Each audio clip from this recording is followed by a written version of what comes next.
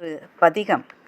புதிய நாடாளுமன்ற துவக்க நிகழ்ச்சியில் பிரதமர் மோடி ஆதீனகர்த்தாக்களிடம் இருந்து செங்கோல் பெற்று அதனை நிறுவியபோது தமிழ்நாட்டிலிருந்து அழைக்கப்பட்டிருந்த ஓதுவார்கள் கோளறு பதிகம் பாடினார்கள் அல்லவா? அதென்ன கோளறு பதிகம்? அதன் சிறப்பு என்ன தெரிந்து கொள்ளலாமா? திருஞான சம்பந்தர், திருநாவுக்கரசர், சுந்தரமூர்த்தி நாயனார் ஆகியோர் பாடிய தேவாரம், மாணிக்கவாசகர் பாடிய திருவாசகம் தொடங்கி திருவிசைப்பா, திருப்பல்லாண்டு, திருமந்திரம், பெரிய புராணம் வரையிலான 12 சைவ பக்தி இலக்கியங்களும் 12 சைவ திருமுறைகள் என அழைக்கப்படுகின்றன. இவற்றில் ஞானசம்பந்தர் பாடிய தேவார பாடல்கள் முதல் 3 திருமுறைகளாக குறிப்பிடப்படுகின்றன.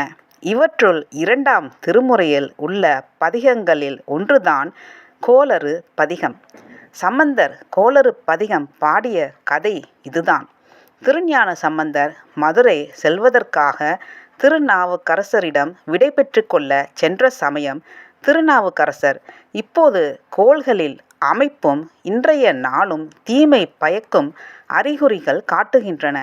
எனவே நீங்கள் உங்களுடைய பயணத்தை ஒத்திப்போடுங்கள் என்று சொன்னார். பெருமானின் திருவடிகளையே எந்த நேரமும் சிந்தித்து கொண்டிருக்கும் சிவனடியார்களை நாளும் கோளும் என்ன செய்துவிடும்? அவை நன்மையே பயக்கும் என்று கூறிய சம்பந்தர் 10 பாடல்கள் பாடினார். இதுவே கோளறு பதிகம் ஆகும். 10 பாடல்களில் தொகுப்புக்கு பதிகம் என்று பெயர். கோளறு பதிகத்தை படித்தால் கோள்கள் எந்த நேரத்திலும் நன்மையே பயக்கும் என்பது சைவ சமயத்தாருக்கு ஞானசம்பந்தரால் சொல்லப்பட்டிருக்கும் செய்தி. இன்றும் ஏதாவது முக்கிய காரியமாக வெளியே கிளம்பும்போது, சகுனம் சரியில்லாத போதும் செல்லும் காரியம் நல்லபடியாக முடிய வேண்டும் என்கிற வேண்டுதலுடன் இந்த பதிகத்தை முழுவதாக அல்லது முதல் பாடலை மட்டுமாவது கூறுவது ஆன்மீக அன்பர்களின் பழக்கமாகும். நன்றி, வணக்கம்.